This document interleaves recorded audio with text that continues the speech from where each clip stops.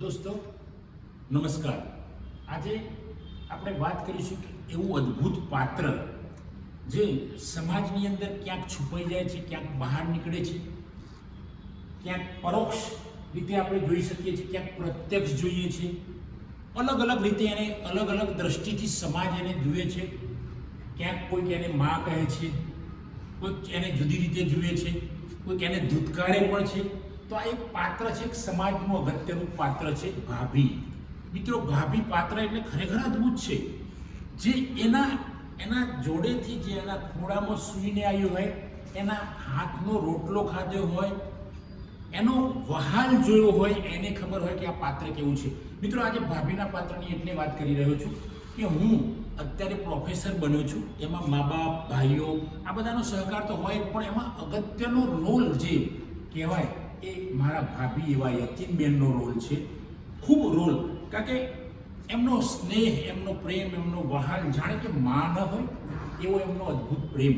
અને મિત્રો, અહીંયા હું પ્રોફેસર બન્યો, હું લેખક તરીકે 50 જેટલા પુસ્તકો લખ્યા, યુટ્યુબના વિડીયો 300 જેવા બનાવ્યા છે, 150 જેવા મેં આર્ટિકલ્સ લખી નાખ્યા છે, નેટ પરીક્ષા પાસ કરી, ગુજરાત યુનિવર્સિટીમાં ગોલ્ડ મેડલ મેળવ્યો। આ બધા અંદર મારા મા બાપ, ભાઈઓનો તો ફાળો ખરો જ, પણ અગત્યનો ફાળો જે આ વિશેષ વ્યક્તિ કે જે મારા ભાભી છે એમનો છે। એ સિવાય ઘણી બધી સ્ત્રીઓનો એની અંદર ફાળો હોય, કારણ કે દીકરી હોય, પત્ની હોય, આ બધાનો તો ફાળો હોય જ, પણ ભાભીનો ફાળો હોવો એ બહુ અગત્યની વસ્તુ છે। મિત્રો, જ્યારે હું ગ્રેજ્યુએટ થયો, ગ્રેજ્યુએશનમાં પ્રવેશ મેળવ્યો, ત્યાંથી માંડીને હું માસ્ટર ડિગ્રીમાં આવ્યો ત્યાં સુધી પરિવારનો સહકાર તો મળ્યો જ, પણ એમાં પરિવારમાં અગત્યનો સહકાર જે કહેવાય અને નોંધનીય સહકાર એ મારા ભાભી। કારણ કે એમને એટલી બધી ચિંતા હોય મારી કે ભાઈ મારા દિયર જમ્યા નથી, જાણે કે હું એમનો સંતાન ના હોય, એમનો પુત્ર ના હોય, એવું એમનો અનહદ ભાવ અને પ્રેમનું વર્ણન કરવાનું નહીં, છતાંય પ્રેમ કરતા હોય। મા તરીકે નહીં, છતાંય મા તરીકેનો રોલ કરવાનો।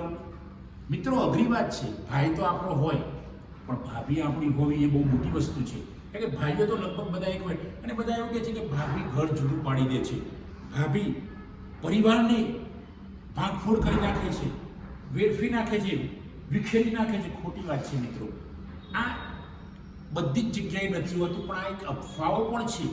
ભાભી માં પણ છે। મારા માટે તો મારા ભાભી યતીનબેન એ મારા મા સમાન છે।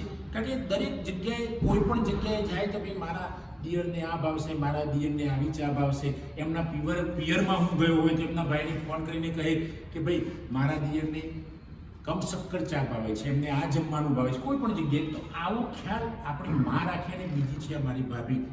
પત્ની તો અપવાદરૂપ હોય જ, તો એમાં હોય જ, કોઈ પ્રશ્ન જ નથી। પણ મિત્રો, આપણી દીકરીઓ પણ આપણો ખ્યાલ રાખે છે, આપણી માં પણ।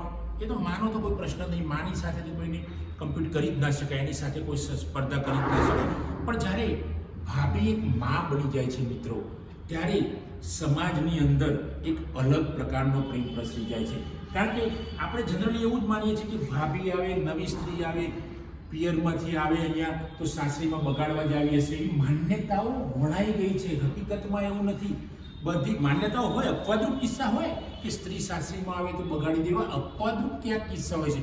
મેક્સિમમ કિસ્સા બહુ સારા હોય છે, અને એ સ્ત્રી આવીને એની સાસરીમાં આવીને આખી સાસરીનો જે પરિવાર હોય છે સુધારી દે છે।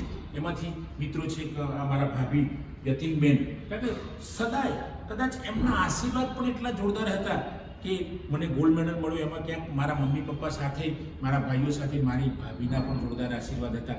મને નેટ પાસ કરી, મેં એ વખતે આટલા પુસ્તકો લખીને લેખક બની, ક્યાંક ક્યાંક એમના છુપા આશીર્વાદ હોય, અને એ આશીર્વાદ પાછા કોઈને દેખાય ને મને અણસાર પણ ના થાય કે આટલો વહાલ કરે છે। તો મિત્રો, આજની દુનિયા આપણે એવું કહીએ છીએ કે દુનિયા બગડી ગઈ છે, લોકો બગડી ગયા છે, સમાજ બગડી ગયો, એવું નથી મિત્રો। ઘણા સારા માણસો છે, તમે શોધો, તમે નિરીક્ષણ કરો, સારા માણસો પણ મળશે, અને સારી ભાભીઓ પણ મળશે, સારી કાકીઓ પણ મળશે, માસીઓ પણ મળશે, કોઈ પણ સારા મળશે। આપણી દ્રષ્ટિ ખાલી બદલાય છે। જો દ્રષ્ટિ આપણી સારી હશે તો આપણને સૃષ્ટિ સારી જ દેખાશે। દ્રષ્ટિ અહીં બદલવાની જરૂર છે, બાકી કંઈ જરૂર નથી। કારણ કે મિત્રો, હું તો મારા ભાભીને મા તરીકે માનું છું। જો આપની ભાભી પણ આ રીતે તમને રાખતી હોય તો એને મા તરીકે માની શકો છો? શું માનશો ને? યસ, માનશો જ, મને વિશ્વાસ છે।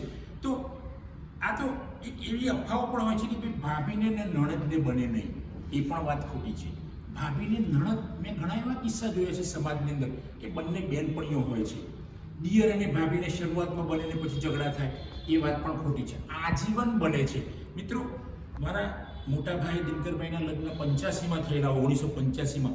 આજ સુધી ભાભીનો મારા પ્રત્યેનો દીકરા તરીકેનો પ્રેમ એનો એ જ છે, મારો એમના પ્રત્યેનો પ્રેમ દીકરા તરીકેનો, હું એમનો દીકરો છે તરીકેનો અકબંધ છે. ક્યારેય કોઈ ડિસ્પ્યુટ થયા નથી, કારણ કે અન્ડરસ્ટેન્ડિંગ છે, પ્રેમ છે, વહાલ છે, હેત છે, સ્નેહ છે. ત્યાં ભાભી પણ માં બની જાય છે. મિત્રો, આજે આટલું. જો આ મારો વિડીયો સારો લાગ્યો હોય તો એને શેર કરો, કોમેન્ટ કરો, લાઈક કરો, અને જો મારી ચેનલ સબસ્ક્રાઈબ ન કરી હોય તો સબસ્ક્રાઈબ કરો. થેન્ક યુ મિત્રો. જય હિન્દ, જય ભારત.